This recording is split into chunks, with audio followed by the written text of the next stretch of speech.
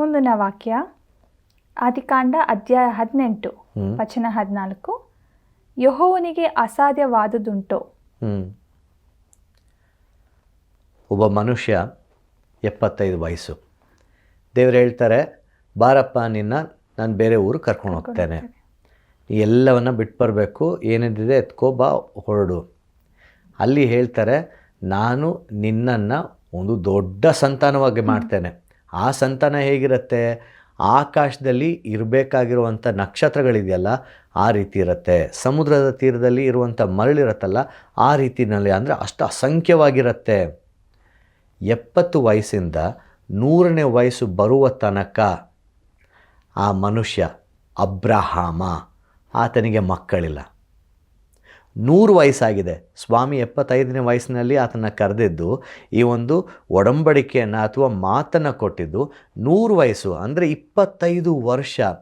ನಮ್ಮ ಜೀವಿತದಲ್ಲಿ 10 ನಿಮಿಷಕ್ಕೆ ನಮಗೆ ಉತ್ತರ ಸಿಕ್ಕಿಲ್ಲ ಅಂದರೆ ನಮಗೆ ತಾಳ್ಮೆ ಕಳೆದುಕೊಳ್ಳುತ್ತೆ.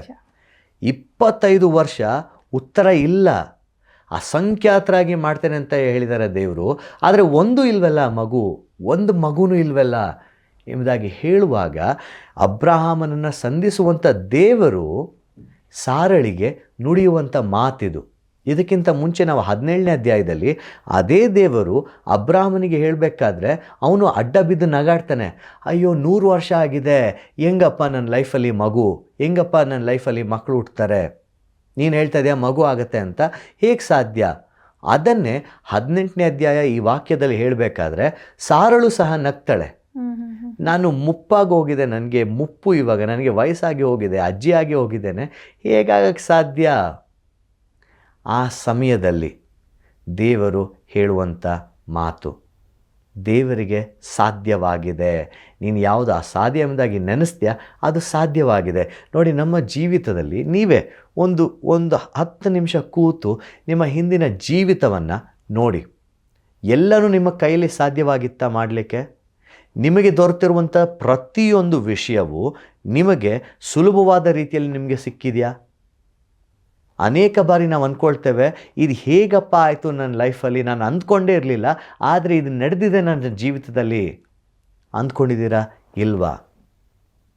75ನೇ ವಯಸ್ಸಿನಿಂದ 100ನೇ ವಯಸ್ಸಿನ ತನಕ ಅಬ್ರಹಾಮನಿಗೆ ಮಕ್ಕಳಿಲ್ಲ, ಆದರೂ ಅಸಂಖ್ಯಾತರಾಗಿ ಮಾಡ್ತೇನೆ ಎಂಬುದಾಗಿ ದೇವರು ಹೇಳಿರ್ತಾರೆ.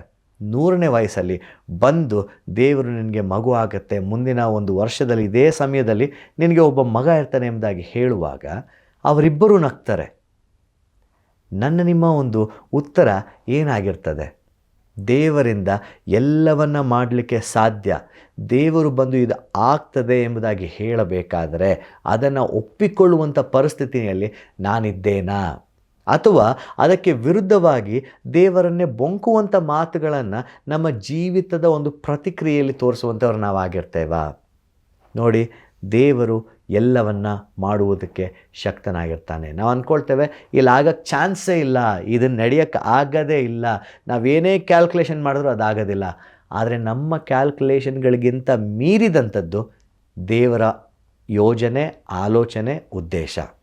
ಅಲ್ಲಿಗೆ ದೇವರು ಈ ಒಂದು ಪ್ರಶ್ನೆಯನ್ನು ಸಾರಳಿಗೆ ಕೇಳುವಂಥದ್ದನ್ನು ನಾವು ನೋಡ್ತೇವೆ. ಅದಕ್ಕೆ ಅನಿಸುತ್ತೆ ಅಬ್ರಹಾಮನಿಗೆ ದೇವರು ತಾಳ್ಮೆಯಿಂದ, ನಂಬಿಕೆಯಿಂದ ಕಾದಿದ್ದಕ್ಕೆ ಆತ ನನ್ನ ಸ್ನೇಹಿತ ಅಂತ ಒಂದು ಬಿರುದು ಕೊಡ್ತಾರೆ. ನಿಜ ನಿಜ ನಿಜ.